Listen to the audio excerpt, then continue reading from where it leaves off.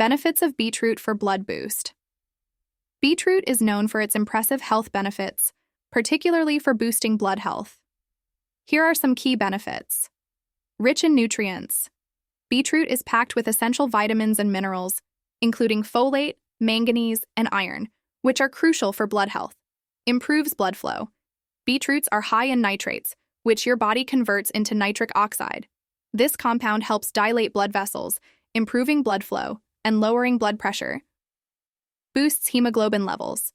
The iron content in beetroot helps in the production of hemoglobin, which is essential for transporting oxygen in the blood. Enhances athletic performance.